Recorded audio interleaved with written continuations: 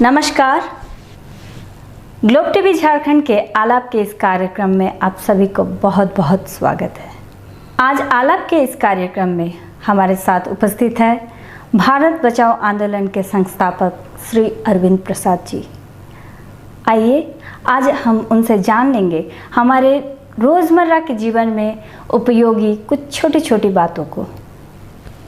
नमस्कार अरविंद जी, आलाप के इस कार्यक्रम में आपका फिर से बहुत बहुत स्वागत है। आज आप हमारे दर्शकों को हमारे दैनिक जीवन में कुछ ज़रूरी छोटी छोटी बातों के बारे में बताइए जिनसे वो स्वस्थ लाभ कर सके। ठीक है, बहुत बहुत धन्यवाद। ग्लोब टीवी झारखंड के आलाप के दर्शकों को सबसे पहले तो मैं बता दूं कि मेरा जो लक्ष्य है, उद्देश्य है कि मैं राजीव भाई दीक्षित जो 2010 में हमारे बीच नहीं रहे, और उनका जो उद्देश्य था कि कैसे हमारा भारत स्वस्थ रहे, निरोग रहे और भारत का एक अपना व्यवस्था हो, उसी पर हम लोग पूर्ण रूप से कार्य कर रहे हैं। भारत बचाओ आंदोलन उसी पर कार्य कर रहा है, राजीव भाई के विचारों को जन जन तक फैला रहा है। और उन्हीं का विचार था कि जो भारतीय चिकित्सा पद्धति है और छोटी छोटी जो जानकारी हर आदमी को जानना चाहिए, जानते भी हैं लेकिन वो करते नहीं हैं।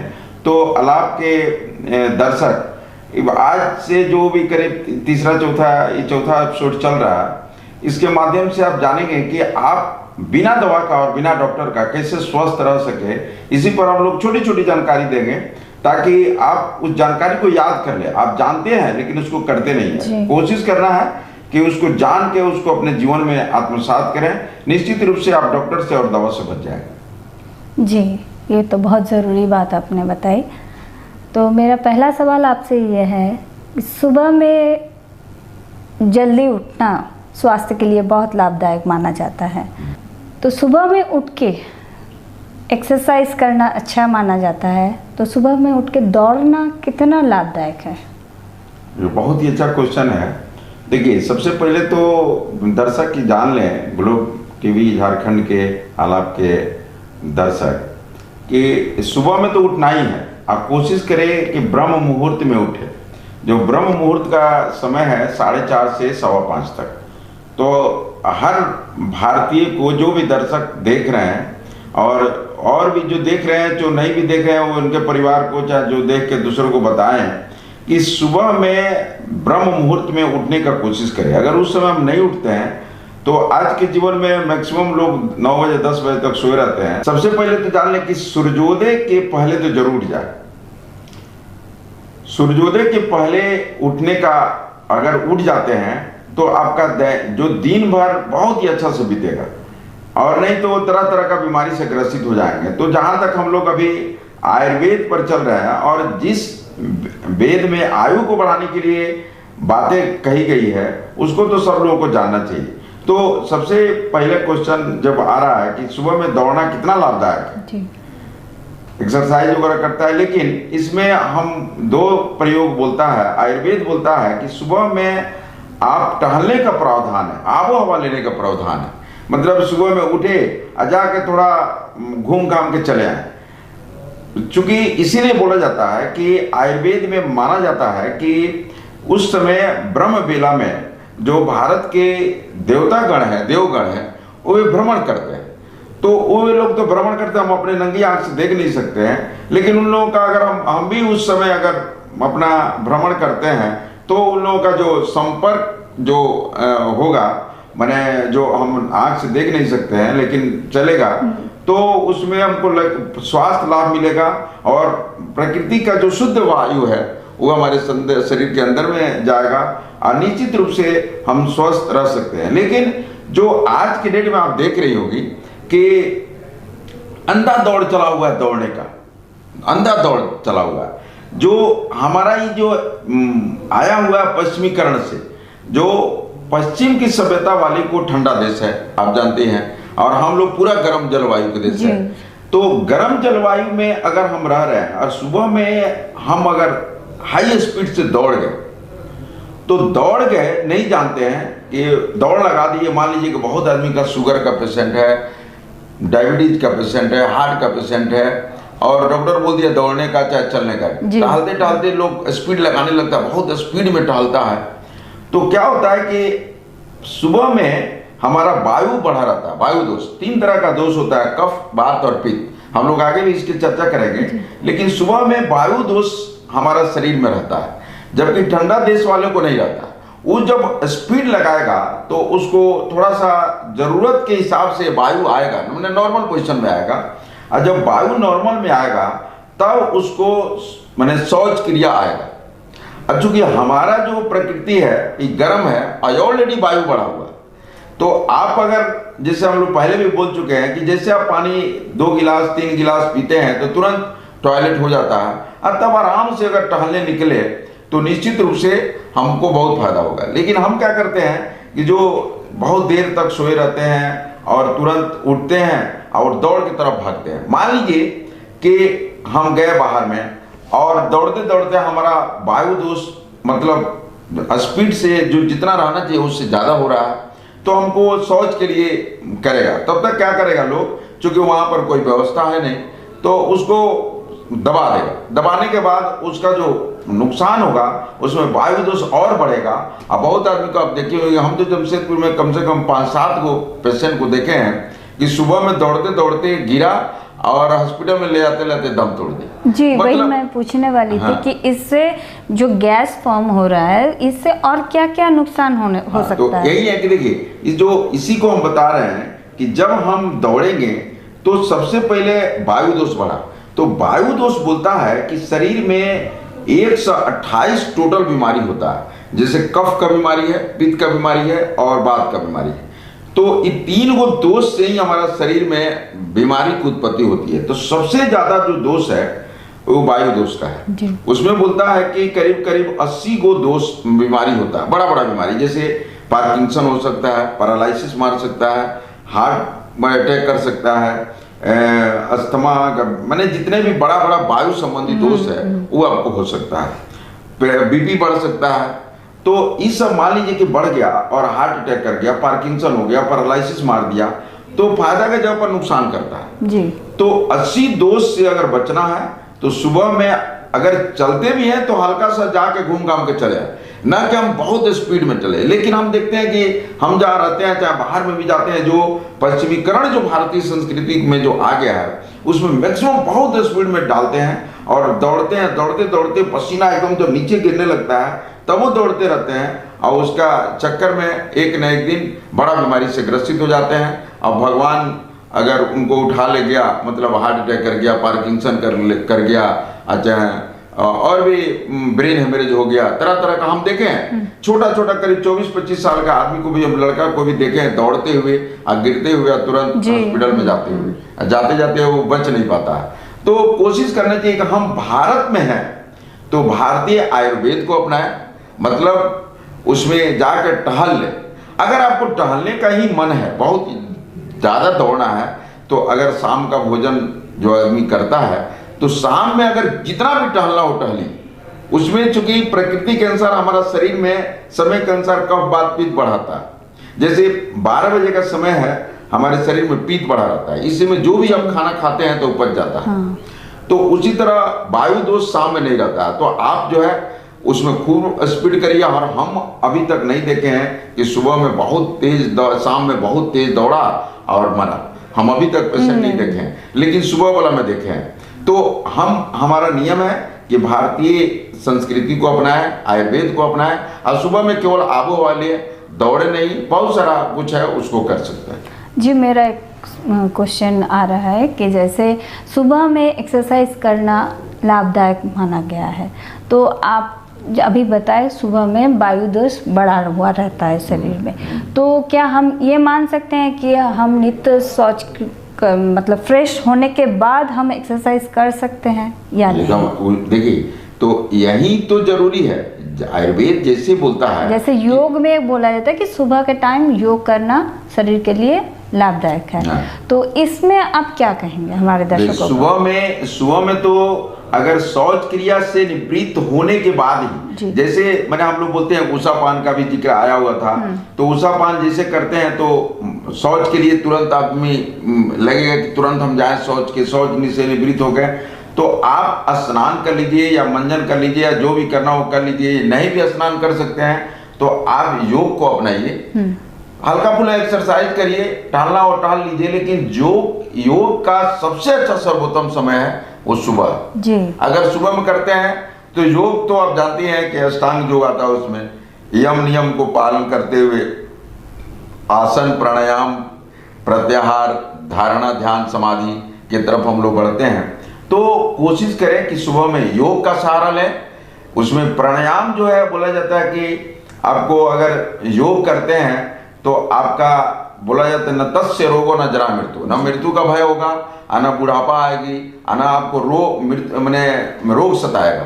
रोग तो होगा ही नहीं। आज जो बेमौत हो रहा है, मतलब बेमौत किसको बोलते हैं कि हार्ट अटैक कर गया, पार्किंसन हो गया, समय से पहले मर गया, तो चलते फिरते मर गया तो बेमौत हुआ।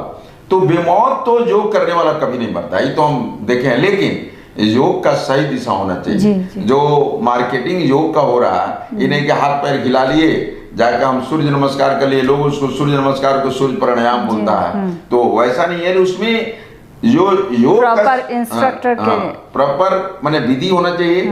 योग में प्राणायाम का सबसे बड़ी भूमिका। अगर हम प्राणायाम सही दिशा में करेंगे तो निश्चित रूप से हम जो भी हमारे अंदर में बीमारी अगर आ रही है वो बिल्कुल खत्म हो जाएगी। लेकिन बार बार हम बोल रहे हैं कि योग का सही दिशा होना चाहिए। कपालभाति, अनुलोम विलोम, भस्त्रिका, उज्जयी प्राणायाम, इससे शरीर को और सारा कुछ मिल जाएगा। तो हमको उसको समझना होगा, योग को सही दिशा में। नहीं कि हम टीवी में देख के करने लगे। अजय बोलते हैं कि टीवी में देख के तो बहुत कुछ कर सकते हैं, ऑनलाइन आजकल बहुत कुछ हो रहा है, लेकिन ऑनलाइन केवल एगो किसी तरह टाइम पास के लिए हो रहा है। कोशिश करना चाहिए कि एकदम सही विधि से और किसी के देख रेख में करें। तो योग का महत्व है। उसमें अगर मान लीजिए कि योग कर रही है तो उसमें सूर्य नमस्कार भी आएगा, जोगिंग भी आएगा, कमर दर्द के लिए आसन आएगा, मान लीजिए साइटिका का है, सूक्ष्म व्यायाम का जो सर्वाइकल स्पॉन्डिलाइटिस, फ्रोजन शोल्डर, तरह तरह का जो आम आदमी का जो कंप्यूटर में बैठ के फ्रोजन शोल्डर तो करीब करीब सब आदमी को पकड़ रहा है, सर्वाइकल स्पॉन्डिलाइटिस पकड़ रहा है। तो हम लोग योग का चर्चा तो बाद में करेंगे, लेकिन कोशिश करेंगे कि हम लोग ये जो पहले घरेलू चिकित्सा लोग समझ ले, जो बहुत जल्दी लोग एडॉप्ट करता है। तो सुबह में कोशिश करें कि आबो हवा लेकर कुछ एक्सरसाइज करें। चलना भी है तो हल्का फुल्का चल ले, लेकिन फास्ट स्पीड न टहले और न दौड़े। जी, मैं आशा करती हूँ कि दर्शकों को इनसे बहुत ही महत्वपूर्ण जानकारियाँ मिली होगी। और मैं बार बार रिक्वेस्ट करूँगी कि आपको एक्सरसाइज करना हो या फिर योग करना हो, एक सही प्रॉपर इंस्ट्रक्टर के तत्वावधान में, इंस्ट्रक्ट में ही आप उसको अभ्यास किया कीजिए। मैं दूसरा सवाल पे जाऊंगी, जैसे कि खाना, ये हमारे जीवन के लिए बहुत ही महत्वपूर्ण चीज़ है खाना। तो खाना किस बर्तन में बनाना चाहिए? बहुत ही अच्छा। देखिए, ये जैसे गृहिणी लोगों का सवाल बहुत ही अच्छा क्वेश्चन है। आजकल हम क्या देखते हैं कि मैक्सिमम आदमी कुकर में खाना बना रहा है। जी। कुकर में खाना बना रहा है क्योंकि उसके पास समय नहीं है। और लेकिन समय तो है, लेकिन समय वो उसको टीवी में देखने में बिता रही है। एक और है, जैसे कि हम लोग का लाइफस्टाइल अभी मतलब बदल चुका है। पहले के जैसे गांव में होता था, या फिर हम लोग का कुछ साल आगे भी, जैसे हम माँ दादी लोग को देखते थे कि वो घर में चूल्हा चौकी में खाना बुना पकाते, लेकिन आजकल हमारे रूटीन तो ऐसा है नहीं, गैस में, इंडक्शन में खाना पकता है। तो इस बारे में आप क्या राय देंगे? नहीं तो ठीक है। देखिए, अगर मान लीजिए कि हम गैस में ही खाना बना रहे हैं, इंडक्शन में खाना बना रहे हैं, तो गैस पर और इंडक्शन थोड़ा सा उसमें उसके लिए स्पेशल बर्तन ही आता है। जी। क्योंकि वो इंडक्शन और बर्तन दोनों साथ साथ चलता है, तो उससे थोड़ा सा हम लोग अलग रख के गैस पर जो मैक्सिमम आदमी का जो सवाल है, चाहे मान लीजिए हीटर का भी है, तो हीटर भी रिलेशन लकड़ी के साथ थोड़ा सा उसे डाउन में है। लेकिन जहाँ तक गैस की बात है तो गैस में खाना बनाइए। लेकिन देखिए, हम लोग गैस पर भी खाना बनाए हैं। सबसे अच्छा जो आपको, जहाँ तक पहला जो क्वेश्चन है कि किस बर्तन में खाना बनाना सबसे अच्छा माना जाता है। आखिर हम बर्तन में खाना बना रहे हैं अच्छा स्वाद लेने के लिए और शरीर को सूक्ष्म पोषक तत्वों के लिए, इन्हें कि न केवल पेट भरने के लिए। मान लीजिए कि आप खूब खाना खा रही है लेकिन शरीर में लग ही नहीं रहा, इसका मतलब पोषक तत्व हमको नहीं मिल रहा है। तो दर्शक को जानना चाहिए, ग्लोब टीवी झारखंड के आलाप के जो दर्शक को जानना चाहिए कि हम जो खाना खा रहे हैं उससे जो सूक्ष्म पोषक तत्व मिल रहा है वो हमारे शरीर में 100% लगे, माने उसमें यूटिलाइज हो जाए जी। तो आपको इस जानना जरूरी है कि अगर सबसे अच्छा जो बर्तन माना जाता है वो मिट्टी का बर्तन है। अगर मान लीजिए कि हम एक सिंपल में पहले हम समझाने के पहले बता देते हैं कि अगर मिट्टी के बर्तन में जो खाना बनता है उसमें अगर हम 100 रुपया का खाना बनाएंगे तो 100 रुपया रिटर्न कर देगा, मतलब 100 रुपया हमारे को शरीर को मिल जाएगा। ठीक है। अगर हम मिट्टी के बाद जो आता है कांसा का बर्तन, सोना चांदी का भी आता है, लेकिन सोना चांदी का हम जिक्र नहीं करते हैं कि राजा और महाराजा लोगों का ये बर्तन है, क्योंकि अब सब लोगों के संभव नहीं कि सोना और चांदी में खाना बनाए। लेकिन उसके बाद जो आता है कांसा का बर्तन, कांसा के बर्तन में अगर 100 रुपया का खाना हम बनाएंगे तो आपको 97 रुपया रिटर्न करेगा, मतलब 3 रुपया वो डिस्ट्रॉय हो जाएगा, वो अपने लिए जर्ती काट लेगा, चाहे कुछ करेगा, बाटा काट लेगा। अब हम लोग अगर शुद्ध भाषा बोलेंगे तो बाटा काट लेगा। उसके बाद जो तीसरा नंबर का जो बर्तन आता है वो पीतल का आता है। पीतल में आपको 100 रुपया की जगह पर 93 रुपया 93 रुपीज देगा और 7 रुपीज बाटा काटेगा। उसके बाद जो आता है सीधे 50% पर, 50% है लोहा का बर्तन। अगर लोहा के बर्तन में हम खाना बना रहे हैं तो मात्र 50% सूक्ष्म पोषक तत्व तो शरीर को मिलेगा और 50% वो बाटा काटेगा। उसके बाद आता है स्टील। स्टील में 40% के करीब में आपको हमको देगा और 60% वो अपने पास बाटा के रूप में रख लेगा। उसके बाद जो आता है एल्युमिनियम का बर्तन। एल्युमिनियम का बर्तन में आप खाना अगर बना रहे हैं तो मात्र 13%, मतलब 13% सूक्ष्म पोषक तत्व तो शरीर को मिल रहा है और करीब 87% वो अपने लिए रख ले रहा है। अब सबसे खराब स्थिति जो है वो कुकर की है। कुकर में मात्र आपको 7% दे रहा है आपको शरीर को सूक्ष्म पोषक तत्व और 93% वो अपने लिए रख ले रहा है बाटा के रूप में या खत्म हो जा रहा है।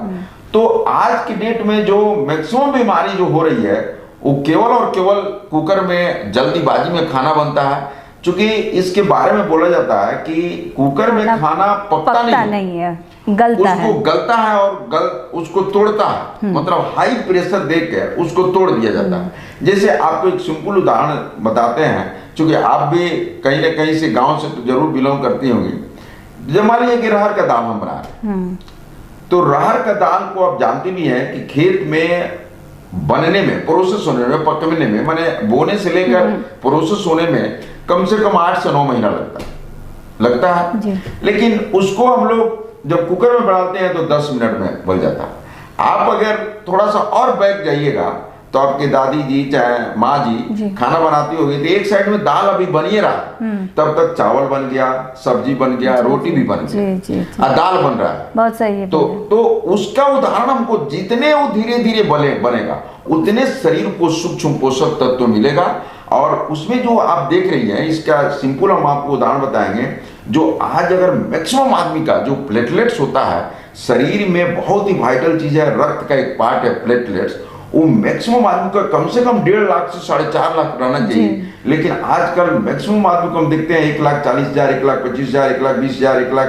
क्यों, क्या है, खूब हम बड़े बड़े पार्टी लोगों को देखते हैं जो इनके घर में खाने पीने की किसी तरह की कमी नहीं है, लेकिन उनके घर में भी स्थिति है तो हम लोग सीधे उनको पकड़ते हैं कि सबसे पहले तो उनका जो कुकर है चाहे एल्युमिनियम का बर्तन उन लोग ज़्यादा यूज करते हैं, नहीं जानते हैं कि अच्छा मार्केट में तरह तरह का बना के वो देता है, उसको यूज करते हैं। और दूसरी बात कि हम लोग इसके पहले भी चर्चा करते हैं, आरओ वाटर के जो जितने पढ़े लिखे लोग हैं वे लोग पानी को समझते हैं कि हम लोग चापाकल में जो आ रहा पानी, चाहे म्युनिसिपल कॉर्पोरेशन से पानी आ रहा वो सबसे खराब पानी है और आरओ वाटर का पानी सबसे अच्छा है। इसीलिए उनके साथ ही समस्या बहुत ज्यादा। आम आदमी के पास समस्या नहीं है। आम आदमी के पास करीब 1.5 लाख, 2.25 लाख, 3 लाख तक उन लोगों को मिल सकता है। लेकिन जो अपने को समाज में बड़ा बड़ा आदमी है उन लोगों को हम देखते हैं प्लेटलेट्स 1,10,000, 1,20,000, 1,25,000, मैक्सिमम 1.5 लाख पहुंचेंगे, तो उसका सीधा इम्पैक्ट पड़ता है।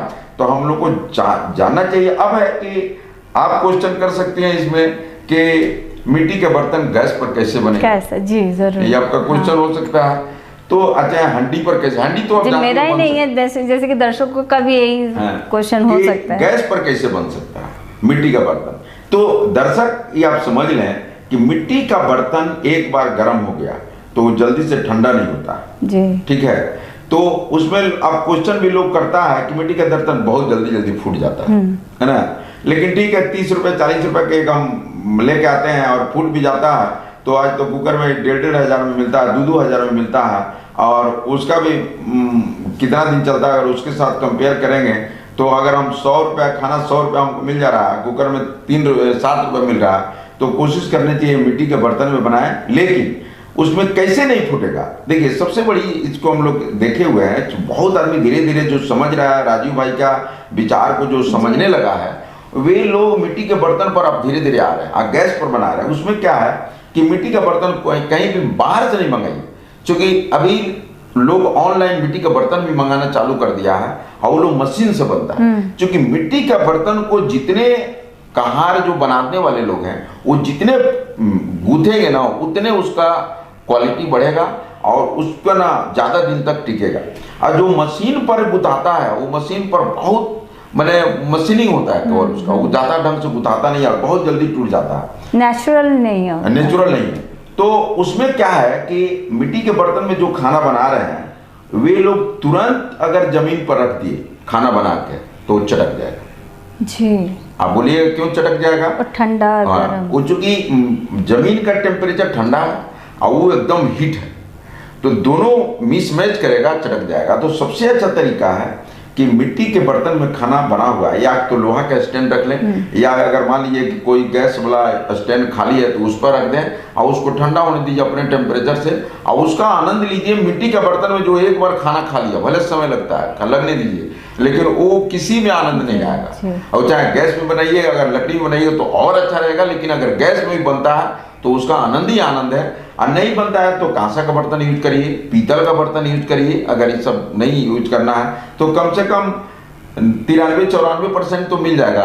अब नहीं तो लोहा का भी आते हैं तो 50% पर, उसके बाद तो अब आपकी मर्जी है, जैसे आपको कर सकते हैं, हम लोग को बताना है। लेकिन हम यही बोलेंगे कि अगर चाहते हैं कि हम दर्शक चाह रहे हैं कि हम स्वस्थ रहें, तो कोशिश करें कि फिर से भारत की ओर लौटे, इंडिया की तरफ से, इंडिया से लेके हम चले भारत की ओर। निश्चित रूप से हम स्वस्थ, हमारे ट्रेडिशन को बरकरार रखते हुए हम आगे बढ़ते। अच्छा, तो आप अभी बोले बर्तन को लेकर, तो हम पूछना चाहेंगे कि जैसे स्टील का बर्तन आजकल इसलिए ज़्यादातर यूज़ हो रहा है क्योंकि उसमें ज़्यादातर महिलाओं को परेशानी नहीं होती कि ये खाना उसमें रिएक्ट करे, वो खाना इसमें रिएक्ट करे।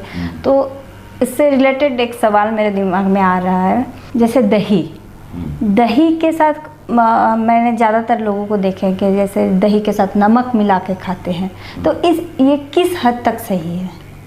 देखिए, आप जानती हैं, चूंकि आप भी जोग तो करती हैं, ठीक है, तो उससे ही रिलेटेड है दही और नमक। जी। नमक, आप जानती हैं कि दही में बहुत सारा मित्र जीवाणु रहता है जो शरीर के लिए बहुत ही काम करता है। मित्र जीवाणु बोलता है, मतलब शरीर के जो हमारे शरीर को वो काम करते हैं। अगर चाहे दर्शक आप लोग अगर विश्वास नहीं है, क्योंकि हम भी जो भी बोलेंगे सत्य पर, हम अपने शरीर को पूरा राजीव भाई के मिशन के लिए हम लगा दिए हैं, तो आप एक छोटा सा माइक्रोस्कोप खरीद लीजिए, आप अपने दही को देखिए कितना जीवाणु उसमें चलता हुआ नजर आएगा। आज आप 1 किलो दही में 1 चीट की नमक डाल दीजिए, वो पूरे जीवाणु मर जाएगा। अब हम क्या कर रहे हैं, जीवाणुओं की लाश को खा रहे हैं जी, वो कोई काम नहीं करेगा। तो सारा मर गया है। तो हम दर्शक सुन रहे हैं, उनसे मेरा एक ही आग्रह है कि दही में किसी भी हालत में आप नमक न डालें। अगर आपको नहीं मानता है, जैसे छाछ वगैरह बनता है, तो सादा नमक तो बिल्कुल नहीं डालना है। डालना है तो अगर आपको मन नहीं मानता है तो सेंधा नमक प्रयोग कर सकते हैं। काला नमक भी बनाया जाता है, आप भी जानती हैं कि काला नमक का एक प्रोसेस होता है, लेकिन वो सादा नमक से अच्छा है। लेकिन सबसे अच्छा जो नेचुरल नमक है वो है सेंधा नमक। और सेंधा नमक अगर हम डाल भी देते हैं तो उतना नुकसान नहीं करेगा, लेकिन सादा नमक तो किसी भी हालत में नहीं डालना चाहिए। और सादा नमक तो खाना भी नहीं चाहिए। हम लोग आगे में इस पर बातचीत करेंगे कि सेंधा नमक और सादा नमक में क्या क्या डिफरेंसेस है। लेकिन दही के साथ किसी भी हालत में आप दिमाग में बिठा लें कि दही में हम नमक डालना ही नहीं। और इसी के साथ अब हम आप क्वेश्चन कर सकते हैं कि नहीं तब दही का सबसे अच्छा मित्र क्या है? जी जरूर। ये एक क्वेश्चन हो सकता है। तो दर्शक जान लें, आलाप के दर्शक ही समझ लें कि दही का अगर सबसे अच्छा संबंध है तो गुड़ के साथ। गुड़ हम लोग तो अक्सर शक्कर से खाते हैं। शक्कर से खाते हैं, क्योंकि वो गुड़ अब उतना ढंग से नहीं मिल पाता है। तो सबसे अच्छा जो है उसमें भी गुड़ में कितना प्रकार का आप जानती है। काकवी आता है जो लिक्विड होता है, राब आता है थोड़ा सा उससे मोटा होता है, उसके बाद गुड़ आता है, उसके बाद जो हम झारखंड में रहते हैं और बंगाल एरिया दोनों सटा है एरिया, इसमें खजूर का गुड़ सर्वोत्तम माना जाता है। तो जो खजूर का गुड़ खा लेगा नेचुरल, माने वो तो समझिए चॉकलेट खा रहा, तो खजूर का गुड़ सुपर माना जाता है। तो लेकिन देखिए प्रकृति का हम लोग कितना बर्दाश्त प्राप्त है, हम प्रकृति का धन्यवाद देते हैं कि हमारे भारतवर्ष में खजूर का गुड़ दिया है जो गर्म होता है तासीर। और कब मिलता है? जाड़ा में। ठीक है, वो चूंकि गर्म है तासीर। फिर से गन्ना का जो गुड़ आता है वो आता है ना ठंडा रहता है ना गर्म रहता है, उस टेम्परेचर में मिलता है। और एक आप जानती हैं कि जो एकदम गर्मी में यूज किया जाता है वो है ताड़ का गुड़, जिसको ताल मिश्री भी बोला जाता है। और वह छोटा छोटा बच्चा को ताल मिश्री दिया जाता है तो वो ताड़ का ही गुड़ होता है, गुड़ से बनाकर मिश्री बनाया जाता है। तो हम कितने संसाधन के धनी हैं अपने आप में। भारत में हमका रहते हुए गर्व होता है कि जिस देश में है इतना संसाधन है, हम लोग इसको समझ नहीं पाते हैं। और गुड़ का प्रयोग हम दही के साथ करें और नमक तो बिल्कुल छोड़ दें। अब डालना भी है तो किसी तरह सेंधा नमक अगर प्रयोग अगर नहीं मन मानता है, लेकिन मन तो अगर जिस दिन चाहिएगा मनाना वो मन जाएगा, क्योंकि आपको स्वस्थ रहना है तो मन को तो मनाना ही पड़ेगा। सर एक सवाल है, जैसे कि दूध और दही दोनों में क्या रिलेशन है और क्या दोनों ही एक साथ खाया जा सकता है? देखिए बहुत ही अच्छा आपका क्वेश्चन था है कि दूध जो है एक है बेस जी, ठीक है, दूध है बेस और दही है एसिड। तो दोनों को एक साथ तो नहीं खाना किसी भी हालत में। और आप भी जानते हैं कि दूध को दिन में नहीं खाना चाहिए और दही को रात में नहीं खाना चाहिए। आप बोलिएगा क्योंकि अगर हम दही को रात में खाते हैं तो शरीर में बहुत ज्यादा एसिडिटी होगा। तो एसिडिटी से भी बचना है, क्योंकि ये जो हमारा पेट है उसमें एसिडिटी ही बनता है, मुंह में बेस बनता है। तो कोशिश करना है कि हमको दूध और दही एक साथ कभी नहीं खाएं, दोनों एक दूसरे का दुश्मन है। अब मान लीजिए कि आप किसी पार्टी में गए, आज दिन का समय है, लोग आपको दही बाड़ा भी दे रहा है और खीर भी दे रहा है, दोनों दे रहा है। तो दोनों में से आप सेलेक्ट करिए कि दिन का समय है तो आप दही बाड़ा भी खा लें, लेकिन दही बाड़ा के साथ भी हम बताएंगे इसमें बाद में कि दही बाड़ा दही और जो उसमें उड़द दाल बनता है, तो उड़द और दही का साथ बहुत ही माने दुश्मनी है। तो वो आप पूछ लीजिए कि उड़द दाल किसमें बना है, तो इसमें बहुत सारा आएगा क्वेश्चन, हम लोग फिर से इस पर चर्चा करेंगे। लेकिन दूध और दही एक साथ नहीं खाना चाहिए। मान लीजिए कि सिंपल अगर दही आपके बीच में आ गया और खीर आ रहा, तो कोशिश करिए कि दही वाला पार्ट ले लें, उसमें गुड़ मिला के खाने के बाद उसको खा लें। मैंने जो हम खाना खत्म हो जाता है उसमें गुड़ मिला लें या शक्कर मिला लें या मिश्री मिला लें, चीनी छोड़कर। हम लोग इस पर भी चर्चा करेंगे चीनी वगैरह का, लेकिन उसको खा लें तो पेट को पाचन क्रिया बहुत ही मजबूत कर देगा।